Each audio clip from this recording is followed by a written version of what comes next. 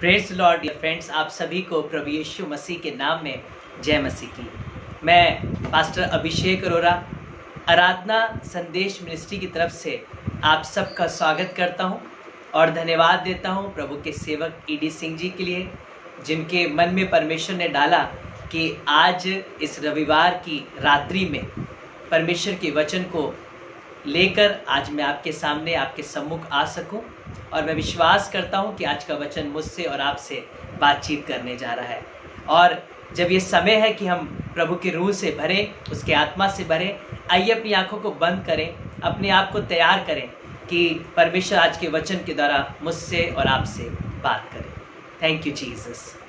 हमसे प्यार करने वाले सच्चे और जीवित दयालु पिता, प्रभु यीशु मसीह के जीवित सामर्थी नाम में अपने पापों की माफ़ी मांगकर धन्यवाद के संग जय जयकार करते हुए आपके पास आते हैं।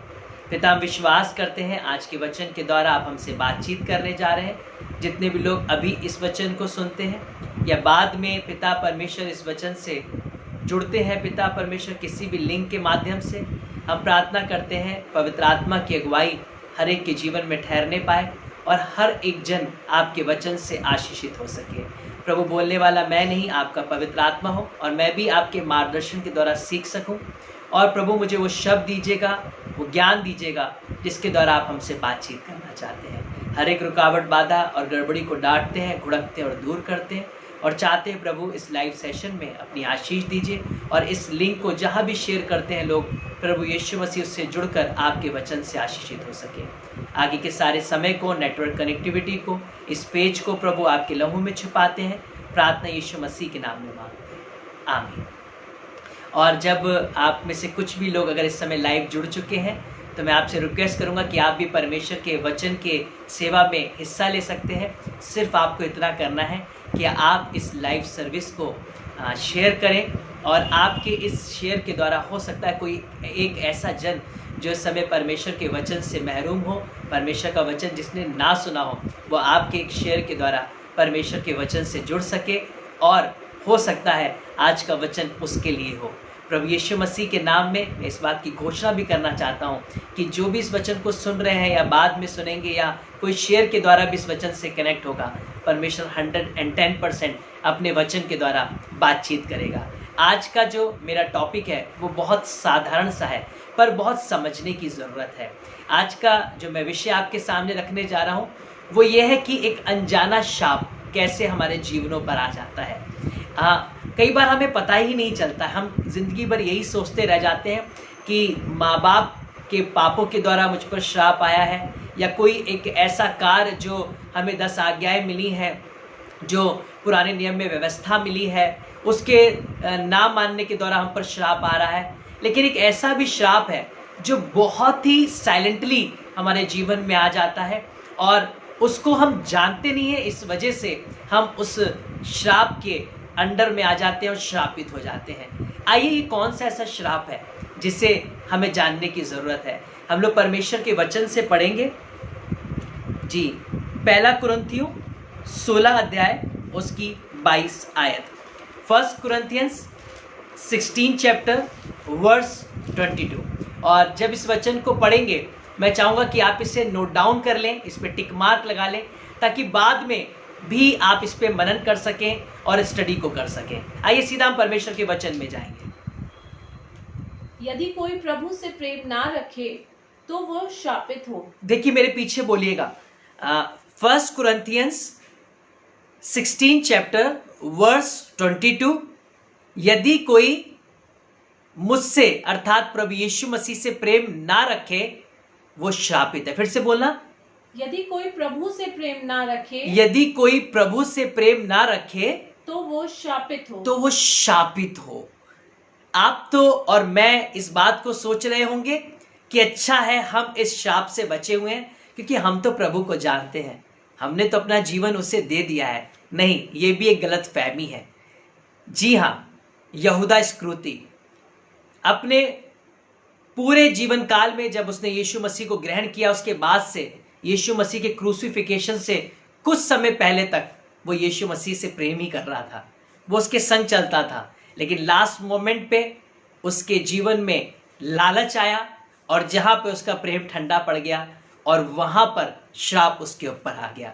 कई बार हम ये सोचते हैं कि हम तो प्रभु के संग मिनिस्ट्री में हैं, हम तो संगति में भी जा रहे हैं, हम तो वचन का प्रचार भी कर रहे हैं, हम तो गवाही भी दे रहे हैं, हम तो मीटिंग्स भी अटेंड कर रहे हैं, हम तो अपने घर में भी प्रार्थनाएं रख रहे हैं और हम तो प्रभु से प्रेम भी करते हैं, तो हम शापित नहीं हो सकते। लेकिन हाँ, कहीं भी एक ऐसा कारण मेरे जीवन में आ जाए जहां पे प्रेम ठंडा पड़ जाए, वहां पर माय डियर फ्रेंड्स हम शापित हो सकते हैं। और यहूदा इस्करियोती को आपने देखा कैसे वो प्रेम में बना हुआ था, यीशु मसीह के 12 चेलों में था, लेकिन एक जगह उसने प्रभु से प्रेम करना बंद किया और प्रभु के प्रेम से ज्यादा उसने धन पर मन लगाया और वो उसका प्रभु बन गया और ठीक उसी समय वो श्रापित हो गया। उसी तरीके से हम जानते हैं प्रेरितों के काम में हन्ना सफीरा के बारे में, ये भी प्रभु से प्रेम करते थे, अपना सब कुछ बेचने के लिए तैयार थे और इन्होंने बेच भी डाला। और ऐसा नहीं इन्होंने नहीं दिया, इन्होंने दिया भी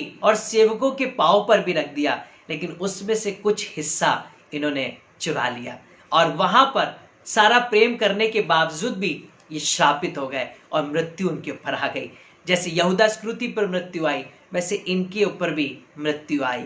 उसी तरीके से एली परमेश्वर से प्रेम करता था और हनन्याह को आशीष देने वाला एली ही था, और जिसने बोला था कि परमेश्वर तुझे मन मांगा वर दे जब शमूएल उत्पन्न हुआ। लेकिन परमेश्वर एली से प्रसन्न नहीं था, जबकि उसकी भविष्यवाणियां सफल हुई, शमूएल पैदा हुआ और शमूएल के लिए वो आशीष का कारण भी ठहरा, क्योंकि परमेश्वर के भवन में उसी के संग शमूएल बना हुआ था। लेकिन एली की गलती क्या थी कि वो अपने बच्चों को परमेश्वर का मार्ग नहीं सिखा पाया, जिस वजह से परमेश्वर एली से प्रसन्न नहीं था और उसके दोनों बच्चे भी मारे गए और एली भी मारा गया। जब उसे पता चला उसके बच्चे मारे गए हैं, वो भी गिरा, उसकी गर्दन की हड्डी टूटी और उसी समय उसकी डेथ हो गई।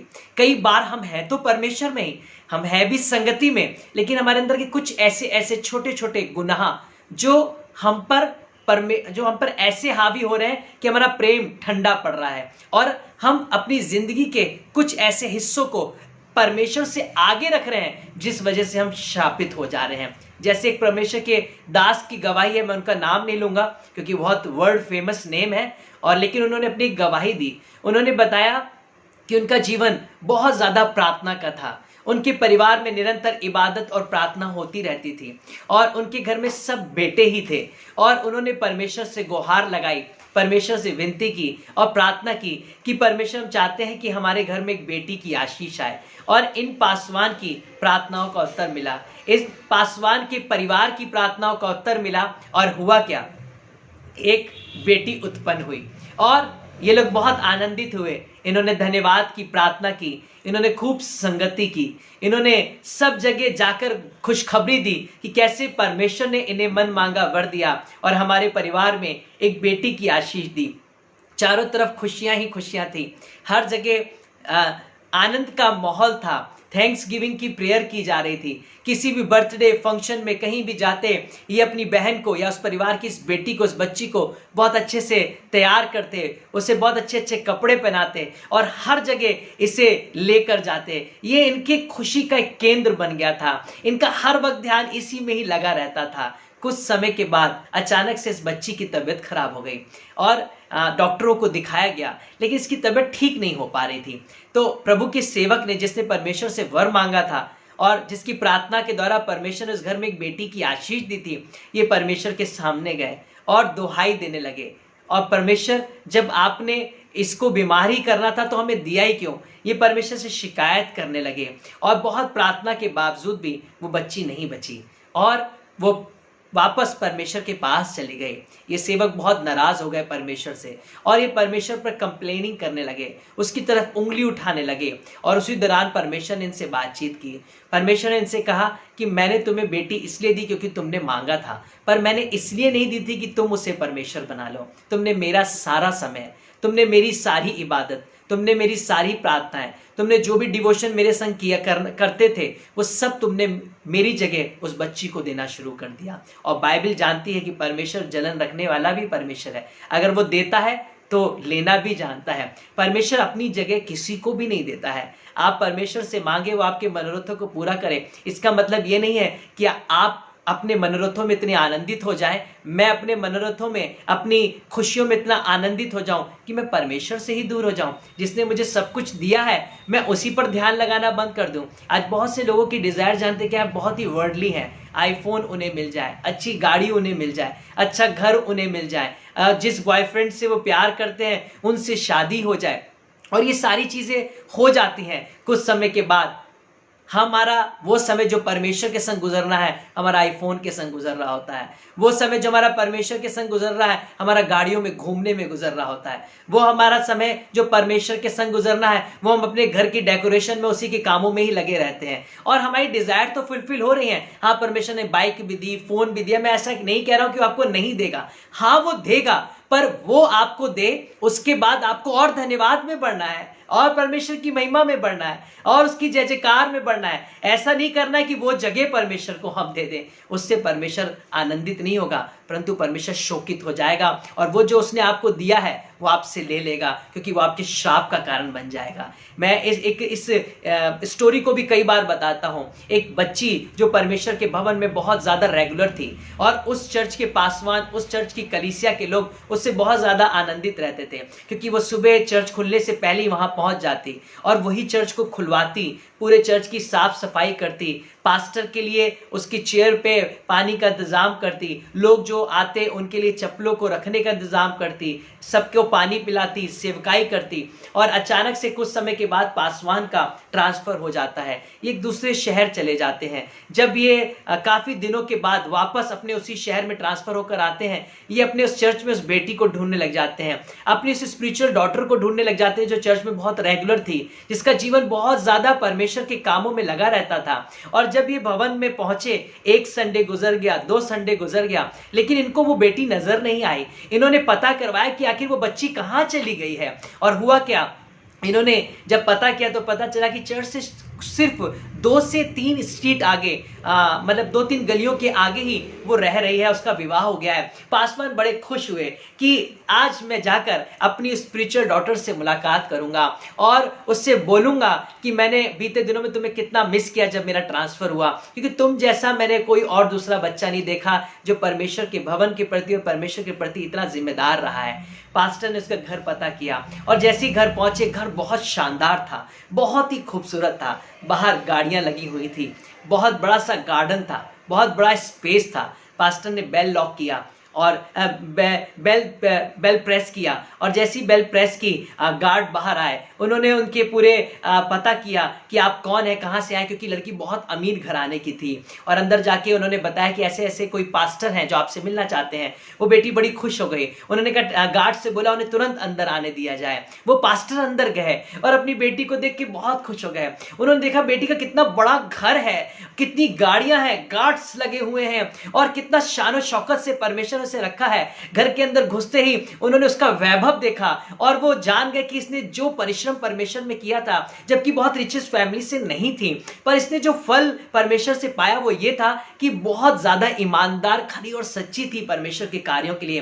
पासवान बहुत खुश थे कि इसको इसकी इच्छाओं का फल मिला है। इसने जो स्ट्रगल किया है, इसने जो परमेश्वर के राज के लिए बोया है, उसका प्रतिफल आज ये कि इतने बड़े घर में ये रह रही है। आज इसकी सारी आवश्यकता, इसके सारे ड्रीम्स पूरे हो रहे हैं। और ये अपनी बेटी से कहने लगे, सच में परमेश्वर ने तुम्हें बहुत ब्लेस किया है। बेटी तुम चर्च क्यों नहीं आ रही हो, क्योंकि मैं लास्ट 2 संडे से तुम्हारा वेट कर रहा हूं। बेटी बोली, पास्टर जी हाँ मैं आना तो चाहती हूं, पर कुछ फैमिली के रिस्पॉन्सिबिलिटीज मेरे ऊपर हैं, क्योंकि मेरे हस्बैंड बिजनेसमैन हैं, संडे के दिन ही उनको छुट्टी मिलती है, तो हम लोग आज के दिन में अपने घर की सारी चीज़ों को मेंटेन करते हैं। आज ही के दिन में वो रेस्ट कर पाते हैं, और फिर उसके बाद हमें शॉपिंग पर भी जाना होता है, घर के सामान लाने के लिए। बच्चों की संडे को ही छुट्टी होती है, तो हम उन्हें थोड़ा आउटिंग पर ले जाते हैं, और हमारे पास डॉग्स भी हैं, तो हम सोचते हैं कि आज के दिन में हम उनके लिए भी पेडिग्री और बहुत सी चीज़ों को ले आए। आज ही के दिन में हमारी सारी गाड़ियों की सर्विस होती है, तो ड्राइवर लेकर चला जाता है, और बहुत बिजी शेड्यूल होने की वजह से पास्टर जी हम चाह कर भी नहीं आ पाते हैं। पास्टर जी ने ये सुना, उन्होंने कहा, अच्छा बेटा कोई बात नहीं है, ठीक है मैं चलता हूं और तुम्हारे लिए प्रार्थना करके जाऊंगा। उस बेटी ने कहा, हाँ पास्टर जी जब भी आपको मौका मिले आप आ जाया करिए, क्योंकि मैं संडे चर्च नहीं आ पा रही हूँ। और उसने बहुत से एक्सक्यूजेस दिए, और उसके बाद पासवान ने कहा, ठीक है मैं प्रार्थना करता हूँ। पासवान ने प्रार्थना करना शुरू की। पासवान ने कहा, प्रभु तूने इस बेटी को प्रतिफल दिया है, तूने इसकी डिजायर्स को, उसके मनोरथों को पूरा किया है। इसने जो मांगा भी नहीं था वो आपने से दिया है। इसके घर को, इसके परिवार को आपने संपन्न किया है। इतना अच्छा परिवार, इतना अच्छा जीवन साथी दिया है, गाड़ी बंगला दिया है प्रभु, और किसी भी भली वस्तु की घटी नहीं होने दी है। धन्यवाद देता हूं प्रभु। लेकिन प्रभु ये सारी चीजें आज आपकी बेटी के लिए बड़ी प्रॉब्लम बन गई है। वो आपके भवन तो आना चाहती है पर आ नहीं पा रही है, क्योंकि ये सारी जो आशीषें उससे लग रही थी कि वो उसके लिए, लेकिन आज वो आपके मार्ग में बाधा बन गई है। प्रभु इन जितनी भी गाड़ियां हैं आप इससे ले लीजिए, क्योंकि आपके भवन नहीं आ पा रही है। जितने भी पिता परमेश्वर बड़ी प्रॉपर्टी आपने दी है, छोटा मकान कर दीजिए प्रभु। जितने भी इसको आपने बच्चे दिए हैं प्रभु यीशु मसीह से अच्छा आप एक ही बच्चा देते। और प्रभु हस्बैंड भी बहुत बड़ा बिजनेस करें, उनके लॉसेस हो जाए ताकि वो फ्री हो जाए। और कुत्ते भी बड़े पेडिग्री और बहुत से खाने पीने के चक्कर में आज संडे वाले दिन इसे जानवरों को देना पड़ रहा है। इससे अच्छा है तो कुत्ते ना ही हो इस घर में, ऐसे पेट्स होने का कोई फायदा नहीं है। ये एकदम से चिल्लाई और उसने पास्टर को रोक लिया।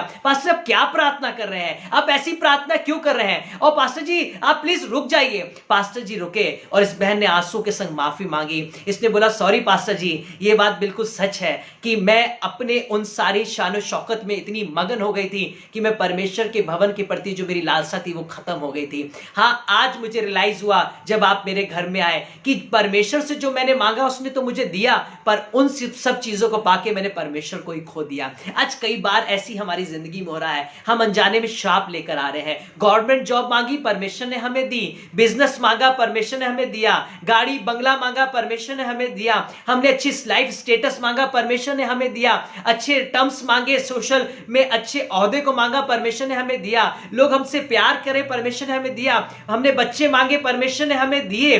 बच्चों के लिए अच्छे कॉलेजेस मांगे, परमेश्वर ने हमें दिए। परमेश्वर से हमने अच्छे जीवन साथी मांगे, परमेश्वर ने हमें दिए। लेकिन उन सब के बाद हम परमेश्वर को ही भूल गए। हमने परमेश्वर से प्रेम करना ही बंद कर दिया और हम एक्सक्यूजेस देने लगे कि उस जॉब की वजह से, उस बिजनेस की वजह से, बच्चों की वजह से, गाड़ी की वजह से और ढेरों रीजंस की वजह से आज प्रभु हम वैसे संगति नहीं कर पा रहे हैं। लेकिन मैं और आप यही भूल गए हैं, जो परमेश्वर देने वाला है वो लेने वाला भी परमेश्वर है। तभी अय्यूब ने अपनी पुस्तक में कहा कि जिसने दिया उसने लिया, उसका धन्यवाद। इसका मतलब अगर वो दे रहा है तो भी धन्यवाद, अगर वो ले तो भी धन्यवाद। कहीं ऐसा दिन ना आ जाए हमारा कि हम शापित हो जाए, परमेश्वर लेना शुरू कर दे। अय्यूब पर तो परीक्षा पड़ी थी, उसका तो सिर्फ केवल आकलन किया जा रहा था, लेकिन वो खरा निकला। लेकिन बहुत से लोग परीक्षा में स्थिर नहीं रह पाएंगे। आप और मैं टूट और बिखर जाएंगे, वो बैकस्लाइड हो जाएंगे। इससे अच्छा ये है कि हम परमेश्वर के पीछे चलें, कहीं श्राप अपने ऊपर ना ले लें। हम चर्च भी जाते रहें, हम फेलोशिप भी करते रहें, हम कन्वेंशन क्रूसेड में भी बने रहें, हम टेस्टिमनीज भी देते रहें, बड़े आनंदित भी रहें। लेकिन कहीं हमारा सारा ध्यान बच्चों पर, कहीं सारा ध्यान हमारा गाड़ी बंगलों पर, कहीं सारा ध्यान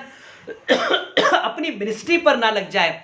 कई बार हम मिनिस्ट्री को अपना परमेश्वर बना ले रहे हैं। और जैसे कि आप प्रकाशित वाक्य की पुस्तक को जानते हैं, पहले अध्याय में जहां पे परमेश्वर ने कहा है कि तूने पहले जैसा प्रेम खो दिया है। हाँ, ये कलीसिया सेवकाई तो कर रही थी, ये बहुत आयत से सुधि भी ले रही थी, बहुत मेहनत भी कर रही थी, लेकिन इसने पहले जैसा प्रेम खो दिया था। वो ये कि ये सेवा में बहुत बिजी हो गई थी, ये मिनिस्ट्री में बहुत बिजी हो गई थी। रात दिन ये सबके लिए खड़ी तो थी, रात दिन सबकी मदद तो कर रही थी, लेकिन इसके संग वीक पॉइंट क्या था कि वो मिनिस्ट्री से समय ज्यादा दे रही थी, लेकिन परमेश्वर को समय कम दे रही थी। आज हम कई बार पासवान यही सोचते हैं कि हम बहुत ज्यादा मिनिस्ट्री कर लें, हम बहुत ज्यादा नेम और फेम कमा लें, हम बहुत ज्यादा पॉपुलर हो जाएं, लोग दूर दूर देशों तक हमें जाने, हमें बुलाएं, हमें बड़ी बड़ी फ्लाइट की टिकट्स मिलें और हमारा बड़ा औहदा और आम नाम और सम्मान किया जाए। लेकिन उसमें हम भूल गए कि हमारी कोई वैल्यू नहीं, हम गधे हैं। जब यीशु मसीह गधी के बच्चे के ऊपर बैठा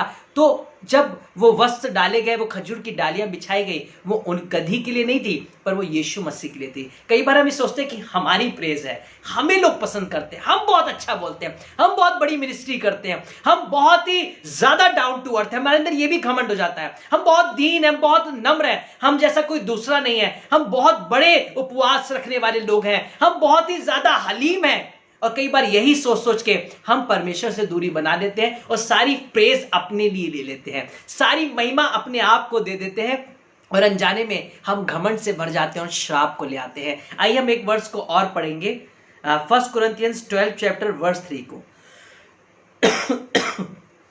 पहला कुरिन्थियों 12 अध्याय और उसकी 3 आयत को। जी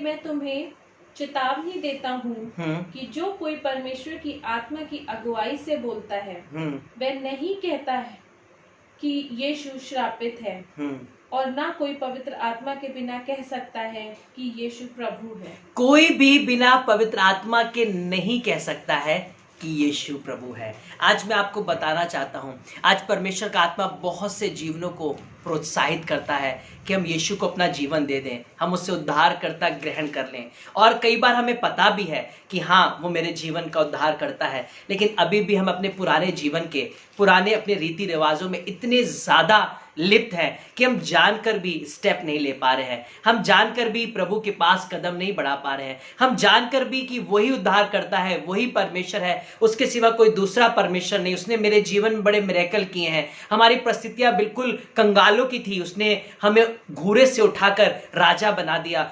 हमारे पास घर नहीं था, उसने हमारे लिए एक घर तैयार कर दिया। हमारे विवाह नहीं हो रहे थे, हमारे विवाह हो गए। हमारे पास कोई आशीष नहीं थी, परमेश्वर हमें संपन्न कर दिया। लेकिन आज हुआ क्या, हम उसी परमेश्वर को भूल गए जिसने हमें दिया, हम उसके लिए स्टेप नहीं ले पा रहे हैं। और हमें ये लगता तो है कि हम प्रेम करते हैं, हमारी परिस्थितियां ऐसी हैं और अपने आप को हम सेटिस्फाई करने लग जाते हैं, लेकिन हम अनजाने में श्राप को अपने ऊपर लाते हैं। आइए हम जल्दी से पढ़ेंगे 2 कुरिन्थियों 5 अध्याय उसकी 10वीं आयत, 2 Corinthians 5 chapter verse 10 को।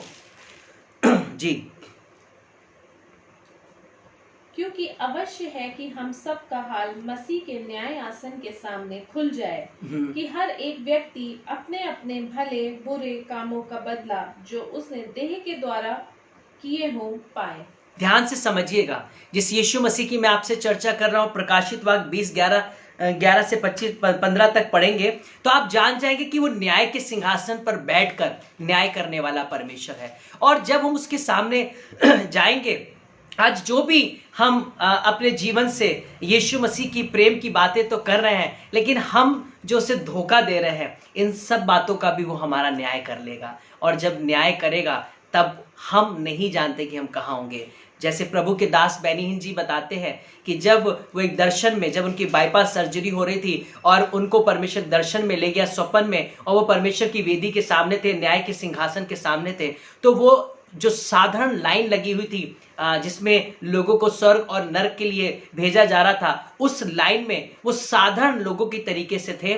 और वो कह रहे थे कि मैं इतना बड़ा सेवक था, लेकिन वहां पर मैं कोई बड़ा सेवक नहीं था। उस लाइन में मैं वैसे ही खड़ा था जैसे और लोग खड़े हुए थे, जो चर्च पे पानी पिलाते होंगे, शायद चर्च बहरा होंगे, जो सिर्फ केवल चर्च में आते जाते होंगे। कह रहे वो साधारण लोग और मैं बिल्कुल एक जैसे थे, कोई फर्क नहीं था। वहां पर लाइन में हमें कोई बड़ा ओहदा मिलने वाला नहीं है। और उन्होंने कहा, यीशु मसीह सिर्फ इतना कह रहे थे, यस और नो, यस और नो। यस हो रहा था तो स्वर्गदूत ले जा रहे थे स्वर्ग में, और नो हो जा रहा था तो स्वर्गदूत ले जा रहे थे नरक में। कह रहे मैं डर गया, मैं थरथराने और कांपने लगा, और मैं यही सोचने लगा कि मैंने तो इतनी बड़ी मिनिस्ट्री की है, मेरा क्या होगा। और जैसे वो परमेश्वर के सम्मुख आए, यीशु मसीह के सामने गए और उनके हाथ पैर कांपने लगे, और यीशु मसीह ने बोला, Benny I am not happy with you. और ये कितनी बड़ी बात है कि वर्ल्ड फेमस परमेश्वर का दास जब परमेश्वर के सिंहासन पर पहुंचा तो परमेश्वर ने बोला, यीशु मसीह ने बोला, मैं तुमसे खुश नहीं हूं। तब उसके बाद उन्होंने बताया हाँ, कैसे उनकी गलतियां सामने आई, कैसे उन्होंने डाइवोर्स ले लिया था, कैसे वो सामानों को बेचने लगे थे, कैसे वो मिनिस्ट्री में इतने बिजी हो गए थे कि उन्होंने सारा ध्यान अपने परिवार को देना बंद कर दिया था। और वो कहने लगे कि मैं अपनी जिंदगी में इन सब चीज़ों को बहुत अहमियत देता था, मुझे लगता था कि मैं बिल्कुल सही हूँ, मेरी सेवकाई के बीच में कोई दूसरा नहीं आ सकता है। और उन्होंने कहा, इस चक्कर मैंने अपने परिवार को भी छोड़ दिया, मैंने तलाक भी ले लिया, और मैंने सामानों को बेचने लगा कि ज़्यादा से ज़्यादा पैसा कमाऊँ और मैं मिनिस्ट्री को फैलाऊँ। कहने लगे कि उन सारी चीज़ों की वजह से जो मुझे सही लगता था, मैं नर्क जा रहा था। उन्होंने परमेश्वर से एक मौका मांगा, परमेश्वर ने कहा, ठीक है बैनी, मैं तुझे एक मौका दे रहा हूं और अब तू अपनी टीचिंग को सही कर। और उन्होंने लोगों के सामने, न्यूज़पेपर में, हर जगह माना कि मैं अपने आप को सही समझता था, पर मैं गलत था। प्रभु यीशु मसीह के अलावा उसके प्रेम से बढ़कर कुछ नहीं है। फिर वो चाहे मिनिस्ट्री हो, फिर वो चाहे फैमिली हो, फिर वो चाहे बिजनेस हो, फिर वो चाहे बच्चे हो, फिर वो चाहे हस्बैंड हो, फिर वो चाहे वाइफ हो, कोई भी हो, परमेश्वर की जगह कोई नहीं ले सकता। चैलेंज से आपसे बोल रहा हूं, अगर आज आप अपने परमेश्वर की जगह किसी को दे रहे हैं, चेक करिए, याद करिए, तो आप अपना परमेश्वर खड़ा कर रहे हैं और आप किसी और को अपना परमेश्वर बना रहे हैं। फिर आपका मोबाइल भी परमेश्वर हो सकता है, आपका पति भी परमेश्वर हो सकता है, आपके बच्चे, आपके कुत्ते, आपकी गाड़ी, आपका बंगला, आपकी बाइक, आपकी प्रॉपर्टी, आपका बिजनेस, आपकी जॉब आपका परमेश्वर हो सकता है। और जो कोई दो नाव पे पांव रखेगा वो परमेश्वर के राज में प्रवेश नहीं कर पाएगा। आज मैं आपको एक क्वेश्चन मार्क देकर जा रहा हूं। चेक करिए कि मैं प्रभु यीशु मसीह से प्रेम करता हूं या मैं श्राप की जिंदगी को जी रहा हूं। आइए अपनी आंखों को बंद करें, परमेश्वर प्रार्थना करते हैं। प्रभु यीशु मसीह के नाम में लिखा है, श्रापित है वो मनुष्य जो प्रभु यीशु मसीह से प्रेम ना करे। प्रभु आज लोगों की आंखों को खोलिए कि वो केवल पिता परमेश्वर अपने बनाए हुए पिता परमेश्वर अपने बनाई हुई मिनिस्ट्री को, अपने बनाए हुए विचारों से अपने आप को धर्मी ना ठहराएं, पर आपको पहला स्थान देकर प्रभु, क्योंकि संपूर्ण बुद्धि, संपूर्ण शक्ति, संपूर्ण प्राण से परमेश्वर से प्रेम रख, ये मेरा जीवन है। और प्रभु हम सब आज कहें कि जिंदगी में मुझे कुछ मिले या ना मिले, पर मेरी जिंदगी का एम, गोल, मेरी ट्रॉफी सिर्फ यीशु मसीह है। प्रभु हम पासवान को, पिता परमेश्वर इस एफबी पेज को, ब्रदर ईडी सिंह जी को, प्रभु जितने व्यूअर्स हैं उन सबको आपके लहू में छुपाते हैं, जो भी देखते हैं बाद में देखते हैं, उन सब पर समान आशीष आने पाए। धन्यवाद के संग पापों की माफी मांग के प्रार्थना यीशु मसीह के नाम में मांगते हैं, आमीन। प्रभु आप सबको आशीष दे। अगर आप हमसे जुड़े रहना चाहते हैं तो JLU विजन, आप ब्रदर ईडी सिंह जी से भी पता कर सकते हैं। JLU विजन फेसबुक पर और YouTube पर जाकर आप सर्च कर सकते हैं और आज ही आप जाकर उस पर JLU विजन फेसबुक पर पेज लाइक कर सकते हैं, YouTube पर JLU विजन चैनल को सब्सक्राइब कर सकते हैं। और अगर आप और भी विभिन्न शिक्षाओं को परमेश्वर के वचन से चाहते हैं तो आप वहां पर उस लिंक पर जाकर, उन चैनल्स पे जाकर, पेज पर जाकर आप पा सकते हैं। आप हमारे लिए भी प्रार्थना करते रहिए। प्रभु आप सबको आशीष दे। सबको जय मसीह की।